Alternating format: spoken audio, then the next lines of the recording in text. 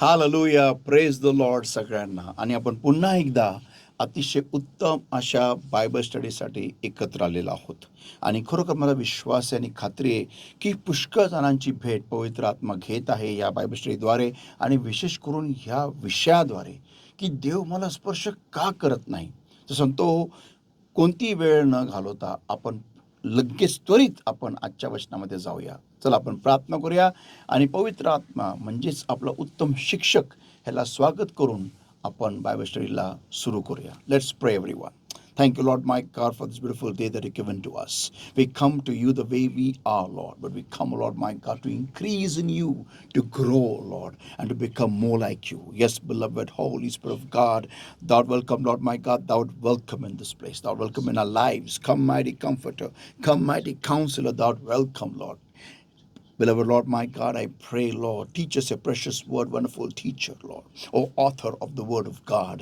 We welcome you, Lord. You take charge, Lord, my God. Without you, we are nothing. We are empty, Lord. We need you, Lord, my God. Come, mighty comforter. Come, mighty counselor. Thou art welcome, Lord. And I pray, Lord, teach us a precious word and lead us in this time, Lord, my God. Not I, but you speak, O Lord, revealing truth and changing lives. And thank you, Lord, my God, for changing your word from Logos into Rhema. Thank you, Jesus, for the anointing of your presence. Thank you for anointing me, Lord, with the anointing of a teacher, Lord. And beloved Lord, help us to hear from you and to learn from you and to change our lives accordingly. In Jesus' mighty name we pray and we ask. Amen. Hallelujah. So सगळ्यांनी आता आजचा आपण पुन्हा वाचूया. आपला मूळ जो अध्याय आहे ते म्हणजे नीतिसूत्रेचा 6वा अध्याय आणि वचन 16 ते वचन 19. नीतिसूत्रेचा 6वा अध्याय वचन 16 ते 19. Proverbs chapter 6, everybody, and verses 16 to verse 19. These 6 things doth the Lord hate, yea, 7 are an abomination unto him: a proud look, a lying tongue, and hands that shed innocent blood. Verse 18, and heart that deviseth wicked imaginations, feet that be swift in running to mischief, a false witness that speaketh lies, and he that soweth discord amongst brethren. What's up, brother? 6 गोष्टी यहोवा द्वेषितो, होय 7 गोष्टीचा त्याला वीट वाटतो.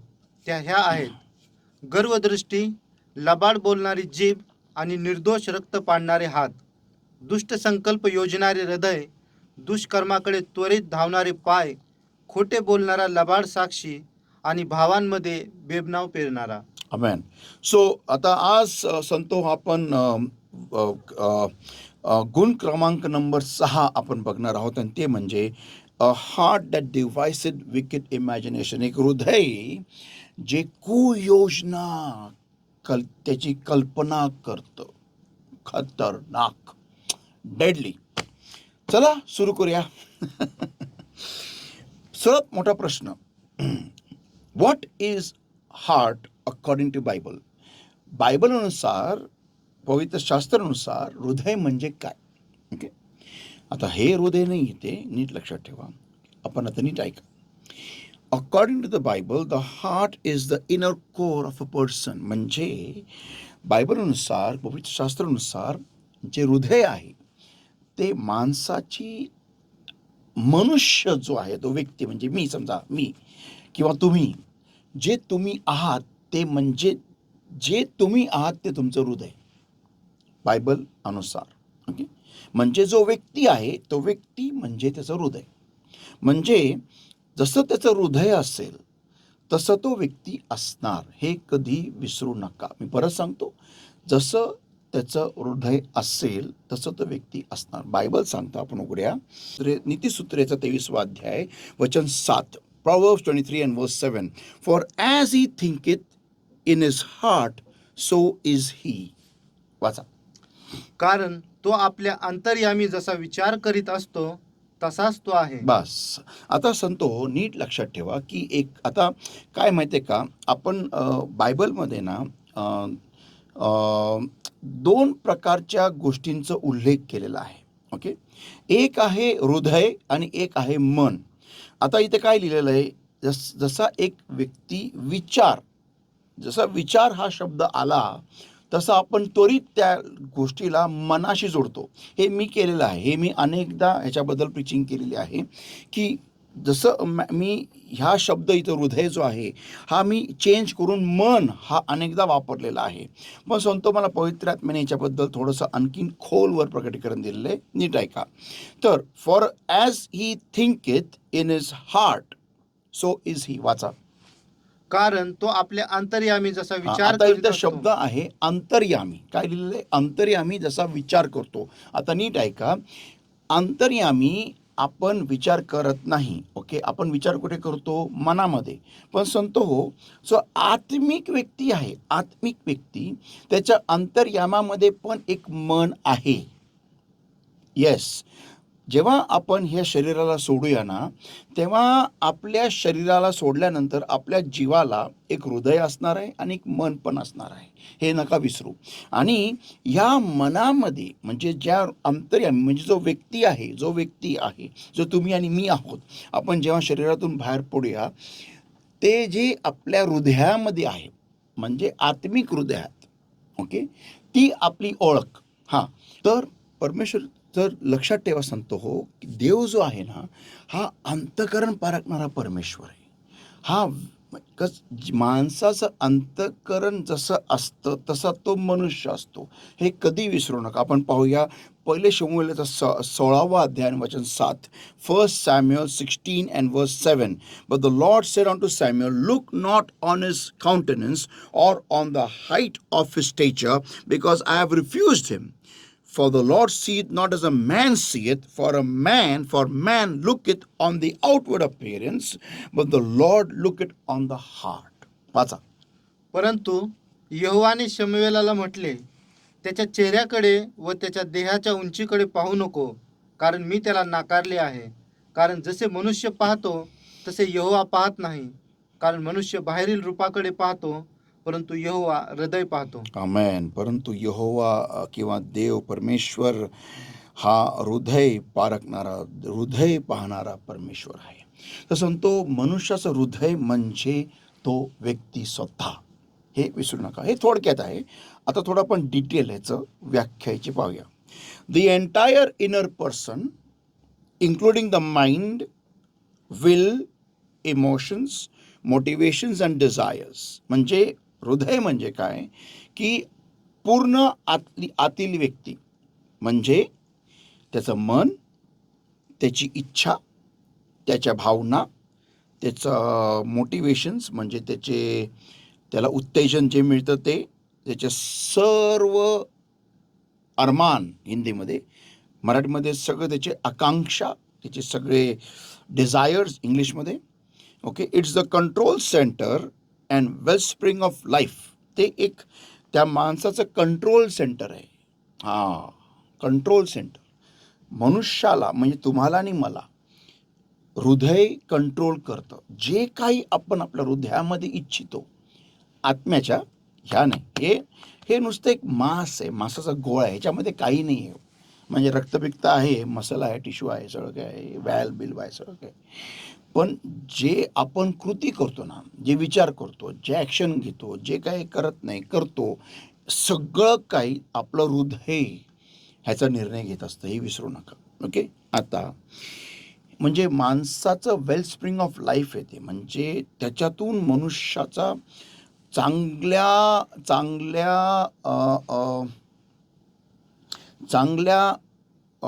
गोष्टींचा उगम आहे. तो चांगल्या गोष्टींचा उगम हा हृदय आहे, किंवा वाईट गोष्टीचा उगम. जे काय आपण त्याच्यामध्ये त्याप्रमाणे ठेवू, त्याप्रमाणे आपण करूया. ओके, पुढे. म्हणजे एखाद्या व्यक्तीचं ऑथेंटिक सेल्फ म्हणजे एखाद्या व्यक्तीचं खरं रूप हे त्याचं हृदय. Making fundamental decisions, holding beliefs and forming moral conduct in relation to God and others. म्हणजे जे काय आपण निर्णय घेतो, जे काय आपण विश्वास धरतो, जे काय आपण त्याप्रमाणे ॲक्शन घेतो, काही पण करतो, देवाबरोबर आणि इतरांबरोबर हे हृदय सगळे निर्णय घेतं. हे विसरू नका. म्हणजे माणसाचं हृदय म्हणजे तुम्ही, तुमचं हृदय म्हणजे तुम्ही स्वतः, म्हणजे तुम्ही जे तुम्ही आहात. काय म्हणालो? जे तुम्ही आहात, जे आपण आहोत ते आपलं हृदय आहे. आता मनुष्य हा काही ठिकाणी ॲक्टिंग करू शकतो डुप्लिकेट वर्तनाची, डुप्लिकेट वागण्याची, दाखवायला की मी हृदयातून फार चांगला आहे, फार प्रेमळ आहे, फार चविष्ट आहे, फार असं गमतीदार आहे, फार हृदयाने फार स्वच्छ आहे, फार निर्मळ आहे, असं मी दाखवेल.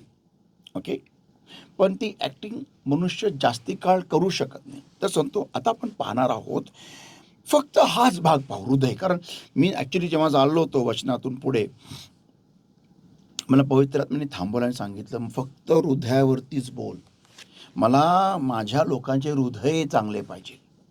हां, बोलो प्रभू तुझं खरंच, प्रभू तुझं येणं फार जवळ आहे, मी माझ्या मनात म्हणालो. Let's get ready. आपण काही वर्षामध्ये लवकरच प्रभू येशूला वन ऑन वन पाहणार आहोत. आमेन. काय तो क्षण राहील, वाव, ज्यांनी आपलं तारण केलं, आपण त्याला सम्मुख पाहणार आहोत. काय तो दिवस राहील, wow, my God, hallelujah, praise the Lord. Okay, let's go further now. तर उत्पत्ती 4 अध्याय वचन 7 आपण पाहणार आहोत. उत्पत्ती 4 वचन 7. Genesis 4 verse 7. Everybody, if thou doest well, shalt thou not be accepted? If thou doest not well, sin lieth at the door. Which door? Which door? Okay. And unto thee shall be his desire, and thou shalt rule over him. We'll read in another translation. Okay. If you offer what is right, won't you be accepted? But if you refuse to offer what is right, sin, the predator, is crouching in wait outside the door of your heart. Yeah, outside the door of your heart. It desires to have you, yet you must be its master. Hallelujah. वाचा. आणि यहोवा काईनाला म्हणाला, तुला राग का आला आणि तुझे तोंड का उतरले? तू जर बरे करशील तर तू मान्य केला जाणार नाहीस काय? आणि तू बरे करणार नाहीस तर पाप दाराशी टपून बसले आहे. कोणत्या दाराशी? कोणत्या दाराशी? हा, वाचा. पाप दाराशी टपून बसले आहे आणि त्याची इच्छा तुझ्यावर होईल, परंतु तू त्याच्यावर अधिकार कर. संतो हो, इथं ज्यावेळेस आपण हे वाचतो ना, आपल्या हृदयाचं दार, प्रभू म्हणतो ना, प्रभू काय म्हणाला, मी दार ठोकवतोय, दार ठोकतोय मी.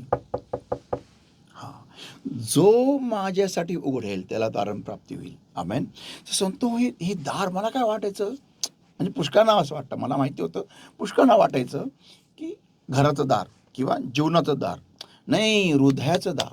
आता सांगतो, आज तुम्हाला मी सांगतो, तुमच्या हृदयाकडे किंवा स्वतःकडे बघण्याचा दृष्टिकोन पूर्ण बदलणार आहे. अरे रेडी, हिअर वी गो. तर सांगतो, इथं देव काय म्हणतो कैनाला, की जर का तू चांगलं करशील तर तुला स्वीकारलं जाणार नाही का?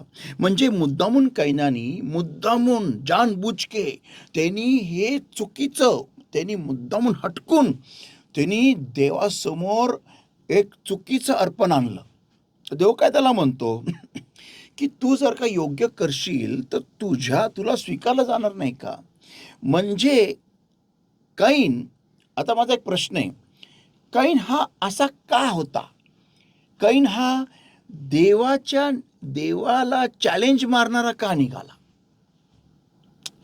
कैन हा हृदयातून, अंतःकरणापासून असा विद्रोही का होता? हा माझा प्रश्न आहे. त्याला ही ट्रेनिंग कोणी दिली का? नाही. त्याला असं कोणी शिकवलं का? किंवा त्याला असं त्यांनी कोणून पाहिलं का हे करताना? नाही. तर संतो हे त्याच्या रक्तात मिसळलं गेलं. कधी मिसळलं गेलं? ज्यावेळेस आदाम आणि हवेने अवज्ञा केली.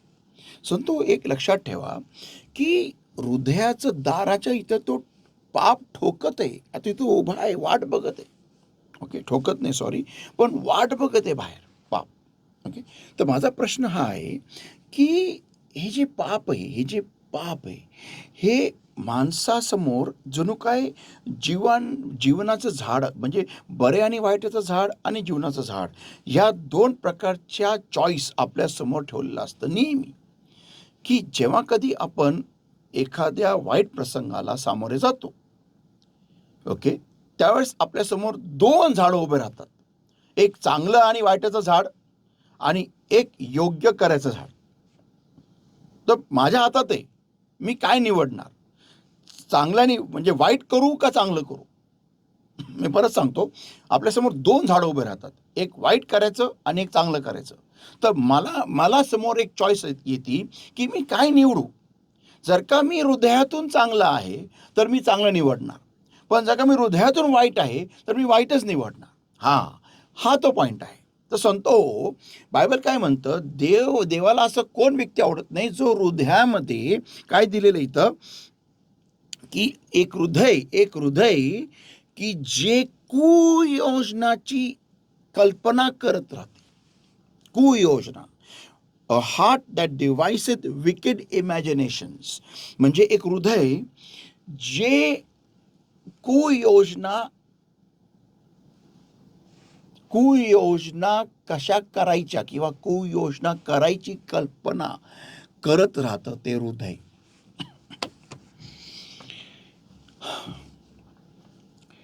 आता ह्याचा अर्थ हा झाला, की त्या हृदयामध्ये हे बघा, जेव्हा देवाने माणसाला बनवलं ना, मनुष्य हा वाईट नव्हता. पाप केल्यानंतर मनुष्य हा वाईट झाला. तो पापी झाला. ओके. आणि तोच पापाचा DNA आपल्या सगळ्यांमध्ये संचारलेला आहे. ओके. तर आता प्रत्येक व्यक्तीमध्ये ते पाप आहे. आणि म्हणून येशू ख्रिस्त वधस्तंभावरती गेला आणि त्यांनी आपल्यासमोर या वचनाला आपल्यासमोर ठेवलेलं आहे बायबल.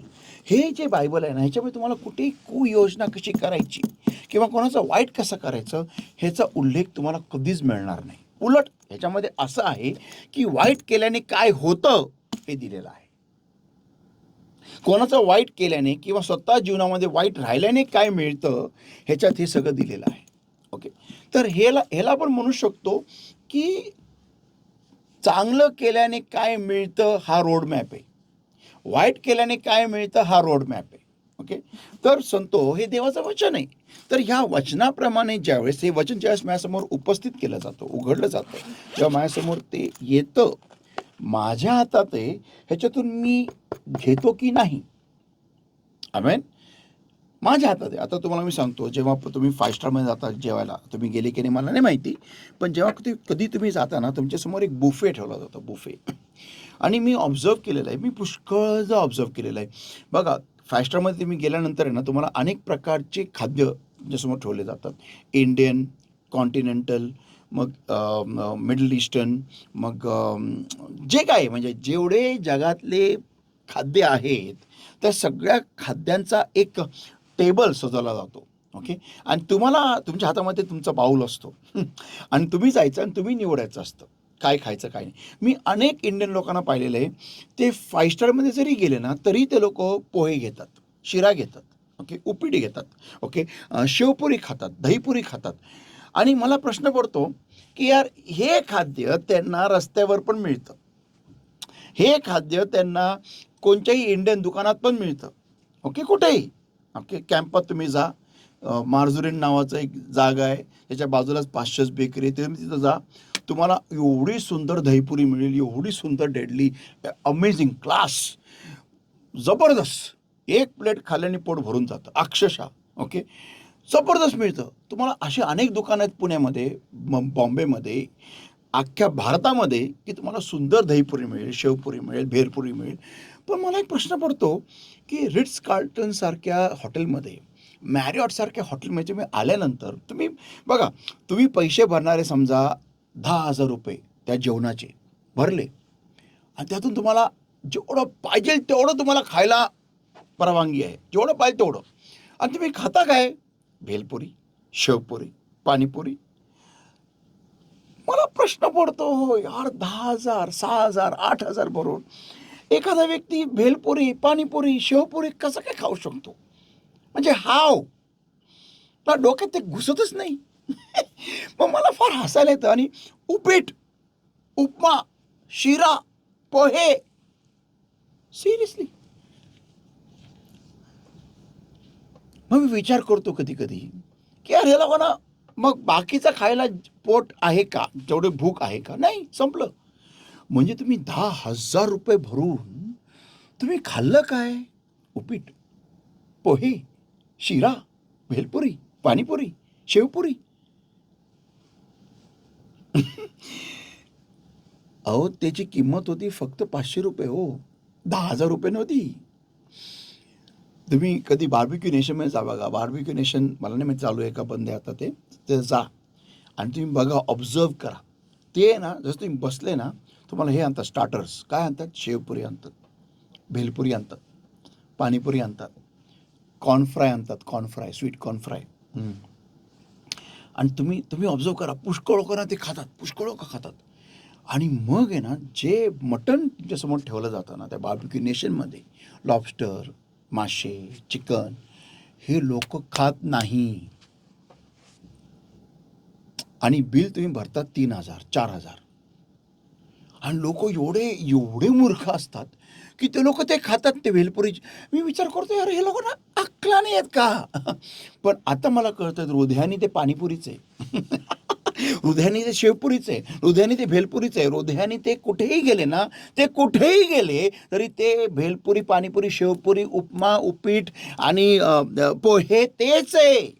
ते तेच आहे. ते इंग्लंडमध्ये जरी गेले, ते दुबईला जरी गेले, ते अमेरिकेला जरी गेले, तरी पण तिथं ते लोक तेच शोधणार. हे शोधणार, कारण ते हृदयाने तेच आहे. मनुष्य हृदयामध्ये जसा असतो तो तसाच राहतो. येस, आमेन.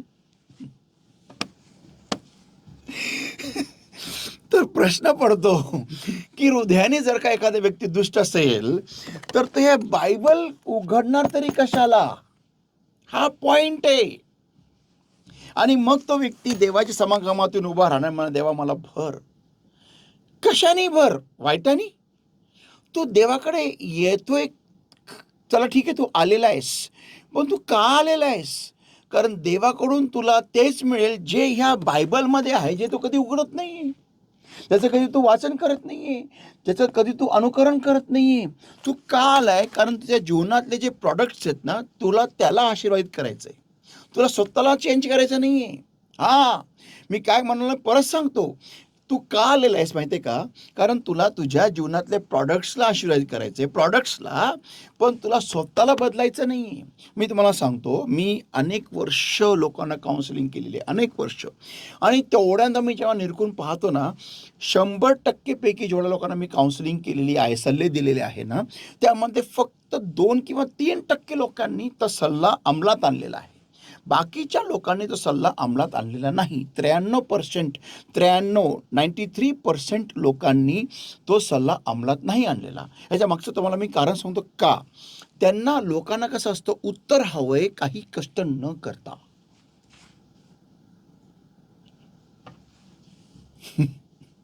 हे फॅक्ट आहे, हे रियालिटी आहे.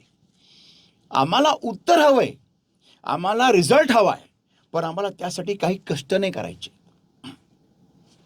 आणि म्हणून आहे ना, ह्यासाठी, ह्या मुख्य कारणासाठी लोक आहे ना आपल्या चर्चला यायला तयार नसतात. कारण इथं आहे ना, मी लोकांना तुमच्या आशीर्वाद मिळवण्यासाठी तुम्हाला मी कार्य करायला लावतो. दुसरीकडे कसं असतं की तुम्ही या म्हणजे कसं ते ते बाबा लोक कसे बसतात, लिंबू चिंबू टिंबू घेऊन, तसं तो सर्व्हिस असते. इथं माझ्याकडे लिंब नाही ना, मी लिंब पिळून खात असतो. तो प्रॉब्लेम आहे. इथं मी लिंबू फिरायला शिकवत नाही ना. मी काय शिकवतो, तुम्ही आशीर्वाद तुम्हाला हवं आहे ना, मिळवा. आता उदाहरणार्थ घरात भांडणं चालू आहेत ना, घरात सासू सुनेचे, आई मुलाचे, मुला मुलींचे, मुलाचे आईचे, बापाचे मुलाचे, मुलीचे आईचे भांडणं चालू आहेत ना, तर मी तुम्हाला काय शिकवतो, स्वतः बदला, चेंज व्हा.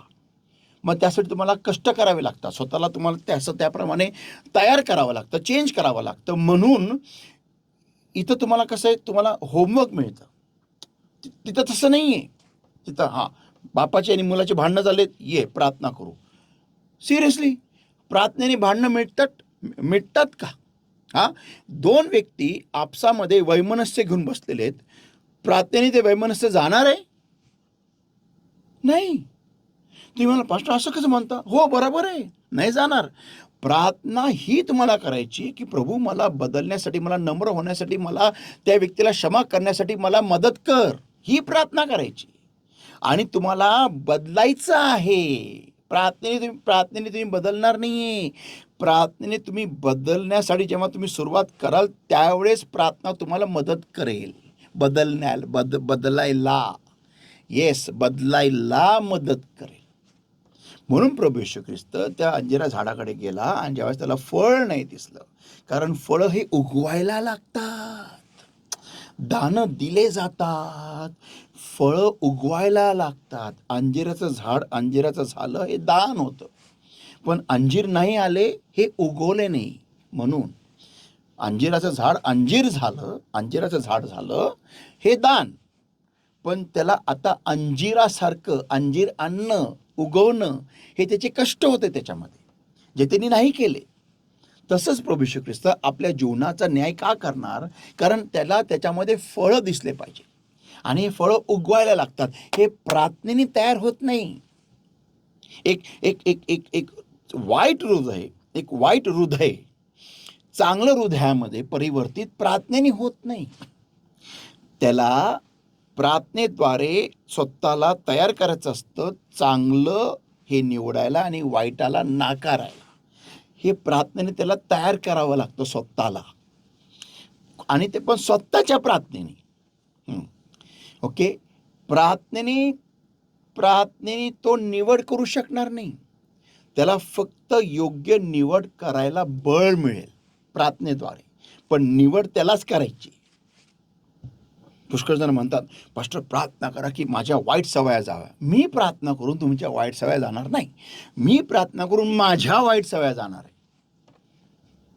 तर संत हो, तुम्हाला आणि मला हे कळणं गरजेचं आहे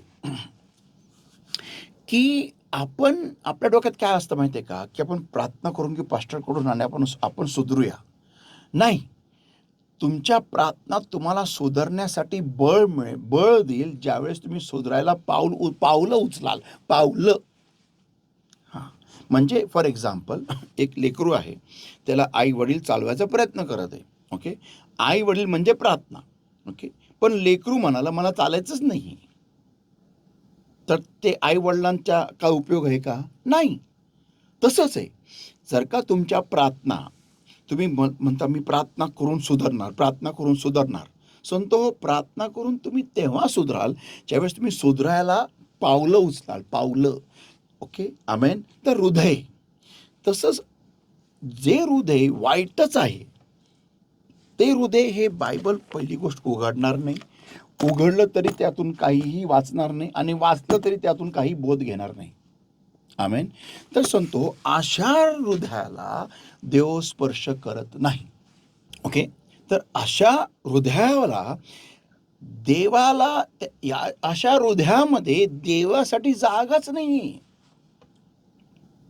का जागा नाहीये? कारण ह्या हृदयामध्ये कुयोजना भरलेल्या आहेत. आता मी तुम्हाला सांगतो की आपलं जे हृदय आहे, ओके, हे हृदय एक्झॅक्टली नक्की हे वाईट जे हृदयामध्ये राहतं, ओके, हे नक्की एक्झॅक्टली काय आहे हे नीट ऐका. एक उदाहरण देतो तुम्हाला मी. समजा एक व्यक्ती आहे, ओके, आणि सॉरी, 2 व्यक्ती आहेत. एक व्यक्ती हा हृदयानेच वाईट आहे, दुसरा व्यक्ती फार चांगला आहे. ओके, पण जो व्यक्ती क्रमांक 1 आहे त्यांनी व्यक्ती क्रमांक 2 बरोबर वाईट केलं. ओके, तर आता व्यक्ती क्रमांक 2 काय म्हणतो, माझ्यावर वाईट केलं, आता मी ह्या व्यक्तीला बरं सरळ करणार, आता मी या व्यक्तीला बरं धडा शिकवणार, आता मी या व्यक्तीला असं करेल, तसं करेल, असं करेल, तसं करेल, हे करेल, ते करेल. आता मी या व्यक्तीला कुठे धरू, कसं करू, कसं पकडू, कसं मारू, कसं अपमानित करू, कसं फजिती करू. तुम्हाला माहिती आहे तुम्ही काय करत आहात? आपण आपल्या हृदयाला मळीन करत आहोत. मळीन, हे बघा, मळीन व्यक्ती हा मळीनच आहे. तो जो हे असतो ना, भुसा हा भुसाच आहे. भुस्यामुळे गहू वाईट होणार का? भुस्यामुळे काय गव्हाने भुस्याची नक्कल करावी का? गहू हा गहू आहे आणि भुसा हा भुसा आहे. मग भुसा जर का त्याच्या आजूबाजूला आहे, मग काही गहू पण भुसासारखंच बनेल? नाही ना. तर मग संतोष, जर का तुमचं कोणी वाईट केलं, ह्याचा अर्थ हा नाही आहे ना की तुम्ही त्या व्यक्तीचा सूड घेण्यासाठी तुम्ही त्या व्यक्तीसारखं बनावं. इथंच आपण चुकतो. आणि मग आपण जे एवढे चांगले कामं जे केलेले आहेत, आता मी तुम्हाला सांगतो प्रॉडक्ट, आपल्या जीवनातले प्रॉडक्ट. हां, नीट ऐका. प्रॉडक्ट जेव्हा तो एखादा व्यक्ती जेव्हा देवाकडे येतो ना, त्याला काय हवं असतं की मी नाही बदलणार, मी आहे तसा राहणार, फक्त देवाने मला आशीर्वाद द्यावे, माझ्या शिक्षणात आशीर्वाद द्यावं, माझ्या नोकरीत आशीर्वाद द्यावं, माझ्या लेकरांना शिक्षणात आशीर्वाद द्यावं, माझ्या लेकरांना देवाने आरोग्याने भरावं, मला आरोग्याने भरावं, माझ्या धंद्याला देवाने बरकत द्यावी, माझ्या घराला आशीर्वाद द्यावा, माझ्या तेलाला, मिठाला, पाण्याला, तुपाला सगळीकडे देवाने आशीर्वाद द्यावा, बरकत द्यावी. हे माझ्या जीवनाचे एका व्यक्तीचे प्रॉडक्ट असतात. ओके. त्या व्यक्तीला काय वाटतं, मी जेव्हा देवाकडे येईल, मग माझं हृदय किती घाण असू दे, माझ्या हृदयामध्ये किती वाईट असू दे, कितीही लोकांबद्दल कुयोजना असू दे, पण माझ्या जीवनामध्ये सगळीकडे देवाने आशीर्वाद द्यावा म्हणून मी देवाकडे येतो. पण तुम्हाला सांगू द्या, अशी मानसिकता चुकीची आहे. कारण आपला देव जो आहे, बायबल सांगतं, हे आहे 1 शमूएल 16 अध्याय 7 मध्ये, की देव अंतःकरण पारखणारा देव आहे आणि त्याप्रमाणे तो सिलेक्शन करतो, त्याप्रमाणे तो आशीर्वाद देतो, त्याप्रमाणे त्या व्यक्तीला उंच करतो किंवा खाली करतो, हृदय पाहून. हो, हृदय पाहून. ओके, तोंड पाहून नाही. तर तुम्ही ह्या जिवंत परमेश्वराला, ज्याने तुम्हाला आईच्या उदरात घडवलेलं आहे, तुमच्या आईला पण घडवलेलं आहे, तुमच्या आईच्या आईला घडवलेलं आहे, बाबाला घडवलं, सगळ्यांना घडवलेलं आहे, तुम्ही ह्या देवाला उल्लू बनवू शकत नाही असं करून. No, it doesn't work that way. असं कार्य होत नाही. तुम्हाला वाटत असेल मी देवाला असं पैसे फेकील आणि देव खुश होऊन कार्य करेल. नाही हो संत, असं नाही होत. तुम्ही बायबलमध्ये कोणतं उदाहरण घ्या, मग तो शताधिपती असू द्या, मग ती बाई असू द्या जिनी अलाबास्टर कुपी आणली, मग तो कन्नले असू द्या, सगळ्यांमध्ये पहिलं हृदयाचं परिवर्तन झालं, मग ते येशूकडे आले. येस, हृदय.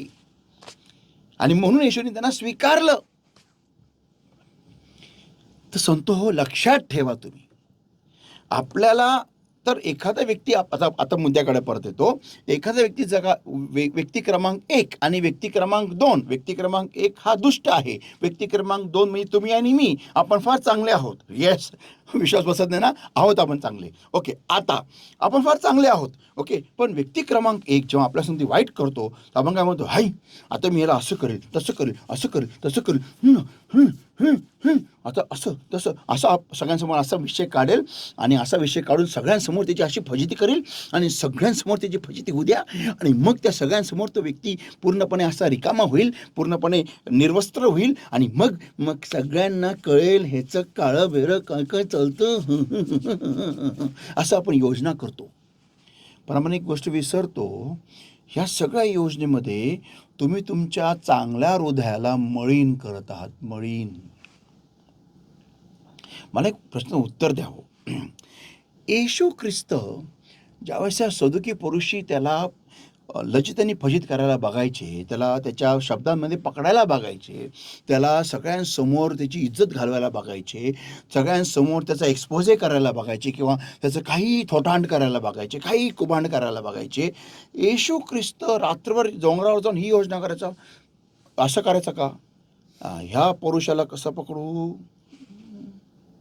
त्या सदुकीला कसं पकडू, ह्याला कसं फासात सापडू, हे पित्या आम्हाला दाखव, हे जे काळे दोरे मला दाखव, हे काय लफडे करतो, रात्री काय बोलतो, इथं कुठे गेला तिथं मला सगळं दाखव, म्हणजे मी सकाळी खाली डोंगरावर उतरेल आणि सगळ्यांची अशी वाट लावेल ना की मग मी जिंकलो. असं प्रभू करायचं का, मी पुष्प आहे असं करायचं का, नाही ना, नाही ना. येशू ख्रिस्त काय करायचं, स्वर्गवरती प्रार्थनेला जायचं डोंगरावरती, आणि तिथं पित्याशी एकरूप व्हायचा आणि खाली येऊन त्याचं कार्य करत बसायचा.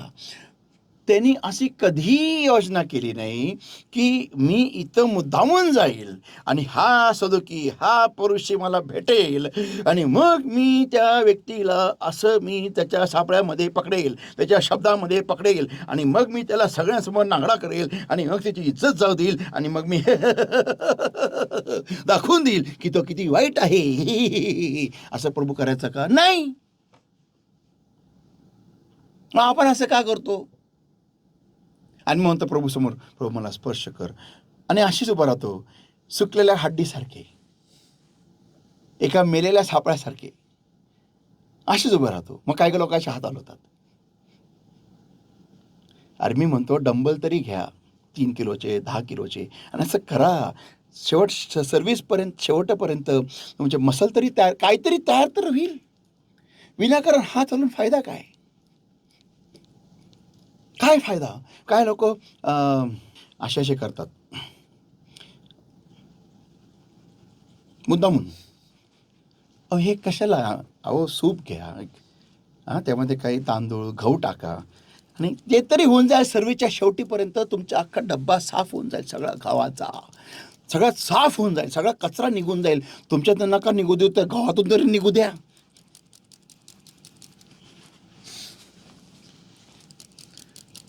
हलवा मस्त. मी सांगतो अख्ख्या एरियाचा गहू, पैसे घ्या ते गव्हासाठी. 10 रुपये 20 रुपये 100 रुपये अख्खा 25 किलो डब्बा निवडून द्या लोकांना. शेवटपर्यंत, सर्व्हिसच्या शेवटपर्यंत गहू साफ. 2000 रुपये तुम्हाला कमीत कमी मिळते तरी घरी जाऊपर्यंत, ते तरी होईल. विनाकारण हात हलवायचा. आम्हाला कळतं, नका करू, नाही तर डंबल तरी घेऊन करा काहीतरी. Yes, do that. अहो संतो, काय काय लोक असे प्लेन होतात. अरे काय हे, कोणता काय हे, म्हणजे असे हात देऊन असे असे, आणि मला दिसतंय देव स्पर्श करत नाही तरी हो हा हा, हे काय त्याचं मग असं फिरा तरी ना सगळं प्लेन म्हणून, असं तरी करा. लोकांना कळेल प्लेन प्लेन खेळत आहे.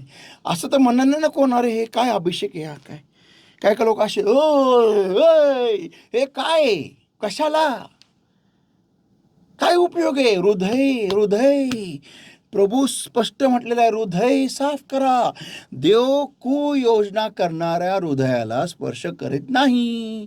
मग कळून येतं ना, पास्टरला कळून येतं तुमच्या की हृदयामध्ये गडबड आहे. आज तुम्हाला सांगू द्या, आपल्या जीवनामध्ये जे काही गोष्टी अपूर्ण आहेत, जे काही गोष्टीचे उत्तर अजून मिळालेले नाहीत, ते तर तुम्ही ॲक्टिंग नाही करू शकत ना की मिळाले म्हणून. उदाहरणार्थ जर का मला लेकरू होत नाही आहे तर मी आता पोटामध्ये चिंध्या गोळा करून, टॉवेल गोळा करून आणू शकत नाही ना की बाबा मी प्रेग्नेंट आहे म्हणून. दिसतं ना लेकरू होत नाही, लेकरू होत नाही. का होत नाही? का देव आशीर्वाद देत नाही? का उत्तर मिळत नाही? का? कुठेतरी काहीतरी अडखळण नाही ना. देव मला अजूनपर्यंत प्रमोशन मिळालेलं नाही. एवढ्या वर्ष मी त्याच ठिकाणी काम करतोय, त्याच ठिकाणी त्याच लेवलला मी काम करतोय. किती वर्ष झाले? 10 वर्ष झाले, 15 वर्ष झाले, तिथंच काम करतोय. अजूनपर्यंत माझं प्रमोशन होतच नाही आहे, मी उच्च पातळीला जातच नाही आहे. का? काहीतरी कुठेतरी सैतानाचं कार्य माझ्या जीवनात चाललं आहे ना, इथं चाललं आहे ना. म्हणून तर तिथं मला आशीर्वाद मिळत नाही. त्याची ॲक्टिंग तर नाही करू शकत मी, खोटं तर बोलू शकत नाही त्याबद्दल. हे असं असं असं असं करून, असं असं असं करून फायदा काय? जिथं देवाचा अभिषेक आहे तिथं आशीर्वाद आहेत. जिथं देवाचा स्पर्श ते तुम्हाला तुमच्या उत्तरांची पूर्ती आहे. येस, आमेन.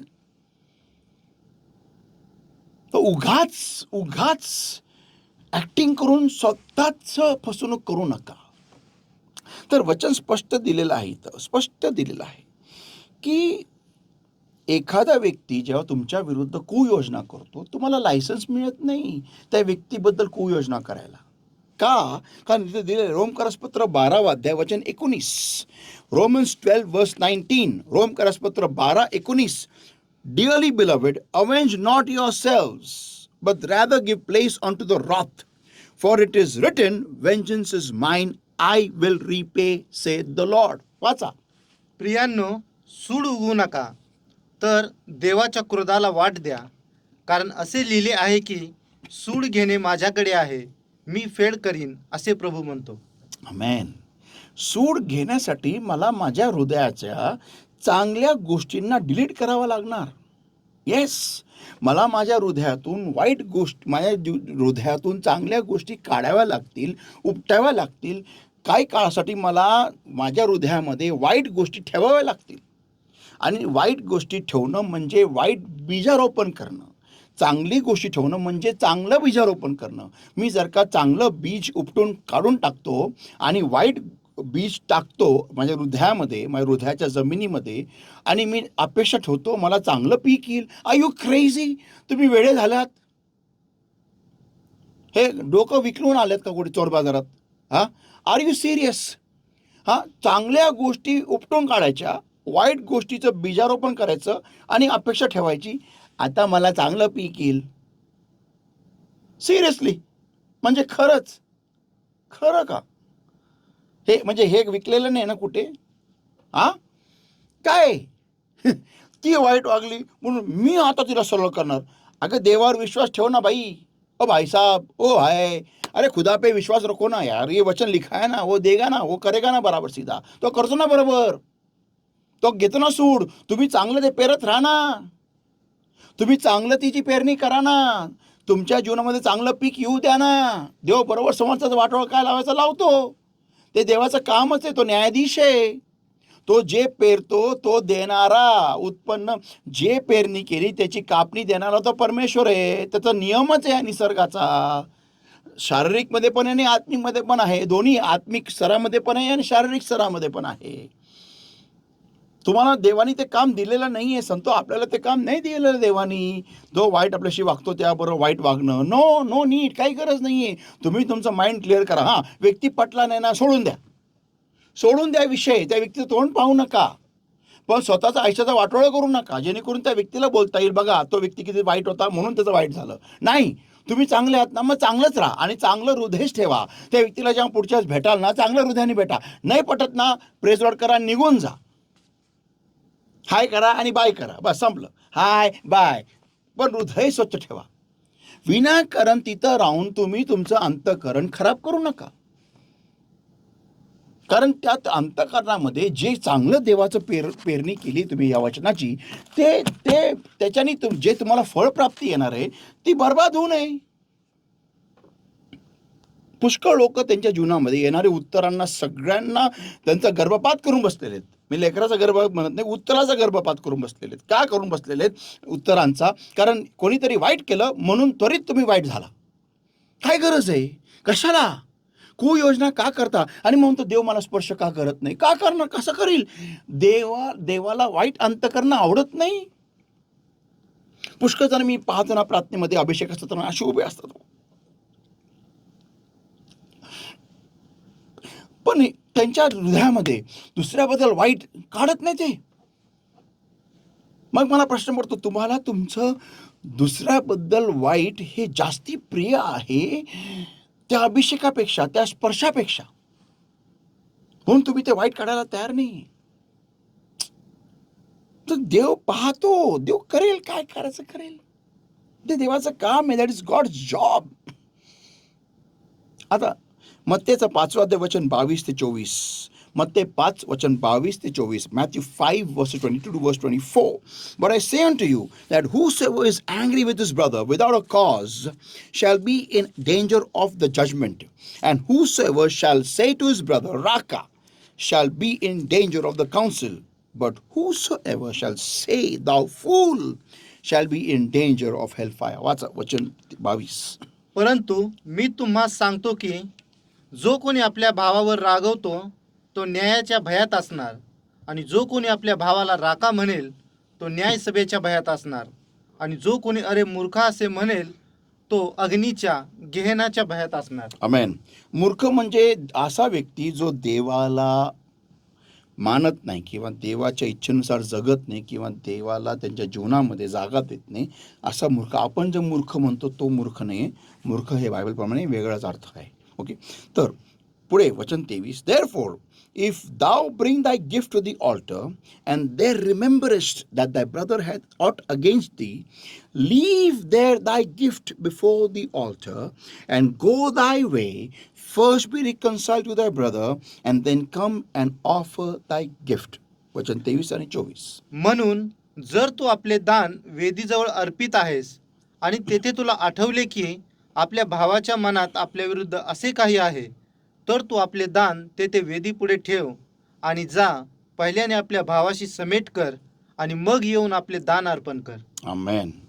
संतो, आपलं हृदय आपल्याला वाईट ठेवायचं नाहीये, कारण दुसऱ्याने तुमचं वाईट केलंय म्हणून नाही. नो, तुम्हाला आणि मला एक गोष्ट कळणं गरजेचं आहे. देवाला आपल्याला आशीर्वादाने भरपूर भरायचंय, ओतप्रोत भरायचंय, पण त्यासाठी देवाला आपलं हृदय हे नाही, व्यक्तिमत्व हे एकदम क्लिअर पाहिजे, प्युअर पाहिजे, क्लीन पाहिजे. क्लीन मी म्हणत नाही पाप तुमच्या जीवनातून, वीकनेस हे पूर्णपणे गेले पाहिजे, नाही, ते देव काढतो, पण हृदय तरी साफ ठेवा. तुमचं व्यक्तिमत्व, स्वतःचं आत्मधला व्यक्ती जो आहे त्याला स्वच्छ ठेवा, स्वच्छ. दुनिया को क्या करना है करने दो, तुम्ही नीट राहा, बस, दॅट्स इट. पुढे वाहूया आपण. ओके, आता Yakub 3:11, Yakub 3:11, James 3:11, James 3:11, doth a fountain send forth at the same place sweet water and bitter? James 3:12. Okay, Yakub 3:12, can the fig tree, my brethren, bear olive berries, either a wine figs, either a wine figs? So can no fountain both yield salt water and fresh. अच्छा. झऱ्याच्या एकाच छिद्रातून गोड आणि कडू पाणी निघते काय? आणि माझ्या भावांनो, अंजिराच्या झाडाला जैतुनाची फळे किंवा द्राक्षवेलाला अंजिराची फळे येतील काय? जसे खारट पाण्याच्या झऱ्याच्याने गोड पाणी देवत नाही. ओके, तर संतो, आपण ख्रिस्तात आलेलो आहोत. आमेन. ख्रिस्तात आल्यानंतर आपल्याला आज्ञा आहे. काय आज्ञा आहे ख्रिस्तामध्ये आल्यानंतर? की अनुवाद ह्याचा 6वा अध्याय वचन 4 आणि 5 आपण वाचूया. अनुवाद 6 वचन 4 आणि 5. Deuteronomy 6 verses 4 to verse 5. Hear, O Israel, the Lord our God is one Lord, and thou shalt love the Lord thy God with all thine heart, and with all thy soul, and with all thy might. वाचा. हे इस्रायला ऐक, यहोवा आमचा देव एकच यहोवा आहे. तर तू आपल्या सर्व अंतकरणाने व आपल्या सर्व जीवाने व आपल्या सर्व शक्तीने यहोवा तुझा देव ह्याच्यावर प्रीती कर. आमेन. सर्व अंतकरणाने यहोवा तुझा देव ह्याच्यावर प्रीती कर, पूर्ण अंतकरणाने. तर जर का माझ्या अंतकरणामध्ये मी कुठेतरी वाईट कुभांड ठेवलेला आहे, कुयोजना ठेवलेल्या आहेत, तर त्या विभागामध्ये मी देवावर प्रीती करेल का? नाही. बघा, प्रीती करणं म्हणजे काय? स्वतःला देऊन टाकणं. आमेन. मी परत सांगतो, प्रीती करणं म्हणजे काय? स्वतःला देऊन टाकणं. ओके, तर ज्यावेळेस मी देवावर प्रेम करतो, हे वचन दिलेलं आहे, देवावर प्रेम कर म्हणजे काय?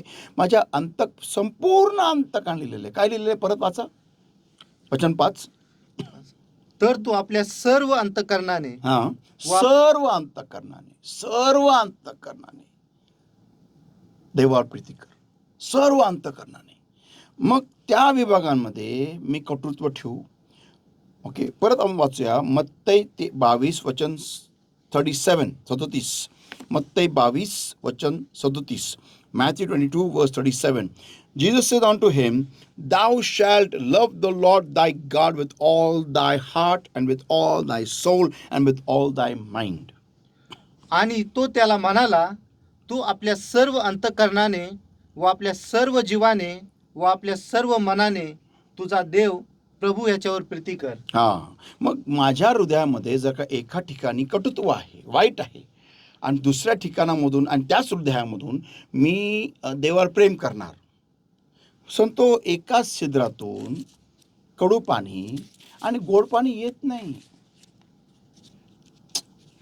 समजून घ्या प्लीज, समजून घ्या. असं नाही चालत संतो देवासमोर. मग कोरडे उभं राहतो ना आपण. अभिषेका सत्रामध्ये कोरडे उभं राहतो. जीवनामध्ये उत्तर मिळत नाही. किती वर्ष त्याच अरण्यात चालणार आहे? 40 वर्ष झाले ना आता. बस ना, बस झालं आता. कशाला कोणाबद्दल वाईट मनात ठेवायचं? शेवटी लॉस आपलाच आहे की नाही? काय करणार आहे वाईट ठेवून? दुसरे लोक तर त्यांच्या योग्य स्थळी गेले पण, त्यांनी द्राक्षमळे लावले पण, त्यांनी त्यांचे मोठमोठे बिझनेस, मोठमोठे कारखाने झाले पण, ते लोक टॉप लेवलला गेले पण, आपण इथंच राहिलो ना. का राहिलो आपण? कारण आपण निवड केली दुसऱ्यांबद्दल मनामध्ये वाईट ठेवायची आणि त्याच अरण्यामध्ये घुटमळत बसायची. बस झालं ना आता. किती वर्ष चपला झिजून गेल्या. आयुष्याचं पार एकदम राख रांगोळी झाली. योग्य जॉब्स नाही आहे, नोकऱ्या नाही, धंदे नाही. अजूनपर्यंत काबाड कष्ट चालू आहे दुसऱ्याच्या ठिकाणी, ते पण तिथं आशीर्वाद नाही आहे. जे देव देतो ते पण सगळं घेऊन चोरलं जातं सैतानाद्वारे. आठवतं ना सीसॉ? आठवतं की नाही? मग कशाला हा वाईट, तो वाईट, ही वाईट, ती वाईट? काय करायचं? जाऊ दे ना त्यांना. आपण आपलं हृदय साफ ठेवू ना. आपलं स्वतःचं भलं करायचं आहे. संतो जास्त वेळ लागत नाही. मी सांगतो 6 महिन्यात तुमचा कायापालट होईल. जीवनाचा, आशीर्वादांचा, उत्तरांचा सगळा 6 महिन्यात मोजून घ्या माझ्याकडून. 6 महिन्यात फक्त हृदय 6 महिने नीट ठेवा. That's it. आणि बघा 6 महिन्यात तुम्ही कुठच्या कुठे जाता आणि तुम्ही म्हणाल एवढ्या वर्ष आम्ही टाईमपास केला. बापरे. तुम्ही परत सांगतो तुम्हाला लिहून तर तुम्ही गॅरंटी तुम्ही परत तुमच्या मनात कोणाबद्दल वाईट ठेवणारच नाही. ओके, पुढे आपण वाचूया. ओके, तर देवाला ना एक लक्षात ठेवा, वाईट हृदय, कुयोजना करणारं हृदय अजिबात आवडत नाही. आपण पाहूया उत्पत्ती 6वा अध्याय वचन 5 ते 7. उत्पत्ती 6 वचन 5 ते 7. आणि तर मी बंद करत आहे. Genesis 6 and verses 5 to verse 7. And God saw that the wickedness of man was great in the earth, and that every imagination of the thoughts of his heart was only evil continually. And it repented the Lord that he had made man on earth, and it grieved him at his heart. And the Lord said, I will destroy man whom I have created from the face of the earth, both man and beast, and the creeping thing, and the fowl of the air, and it repented me that I have made them. वाचा. आणि यहोवाने पाहिले की पृथ्वीवर मनुष्याची दुष्टाई मोठी आहे आणि सदोदित त्यांच्या हृदयाच्या विचारातील प्रत्येक कल्पना केवळ वाईट आहे. आणि आपण पृथ्वीवर मनुष्याला निर्माण केले होते, यामुळे यहोवा अनुतापला आणि तो आपल्या हृदयात खेद पावला. आणि यहोवा म्हणाला, ज्या मनुष्याला मी अस्तित्वात आणले त्याला मी भूमीच्या पाठीवरून नष्ट करीन. मनुष्यांबरोबर जनावरे व सरपटणारे जीव व आकाशातले पक्षी यांनाही मी नष्ट करीन, कारण मी त्यांना निर्माण केले म्हणून मला अनुताप झाला आहे. संतो, देवाला एक कुयोजना करणारं हृदय अजिबात आवडत नाही. इथं आपण पाहतो की ह्या लोकांमध्ये देव त्यांना पाहत होता. बायबल सांगतं की त्यांचे मनातले विचार किंवा हृदयाचे विचार हे नुसते आणि नुसते सारखेच दुष्ट होते. थोडं पण चांगुलपणा त्यांच्यामध्ये नव्हता. विचार करा ती पृथ्वी कशी असेल, त्या काळचे लोक कसे असतील.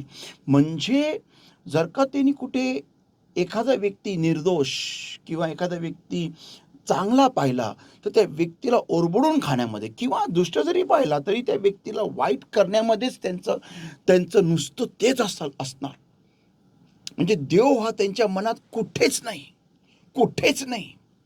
संत हो, असं जर का आपण राहिलो तर संत हो, देव आपल्याला उद्ध्वस्त करून टाकेल आणि हे चांगलं नव्हे. म्हणून आज बघा, ज्या विभागांमध्ये आपण कुयोजना करत आहोत तिथं आपल्या जीवनात आशीर्वाद नाहीये, आपल्या जीवनात शांती नाहीये, आनंद नाहीये, आजार आहे, रोगराई आहे, आपल्या लेकरं चांगल्या मार्गावरती नाहीये. मी तुम्हाला सांगतो, आज मी बायबल तुम्हाला प्रीच करतोय ना, आपल्या मंडळीतून पुष्कळ लोक बायबल स्टडीज पाहत नाही पाहत. ते का पाहत नाही तुम्हाला मी सांगतो. कारण ज्यावेळेस ते पाहतात ना, त्यावेळेस हे वचन त्यांच्याशी भिडतं. त्यांना कळतं की अरे ही माझं चूक पास्टर बोलत आहेत, म्हणून ते ना ही बायबल स्टडी पाहत नाही. संत हो, मला प्रॉब्लेम काही नाही आहे, पण हे वचन तुम्हाला देव देत आहे. तुम्ही घ्या नाही तर नका घेऊ.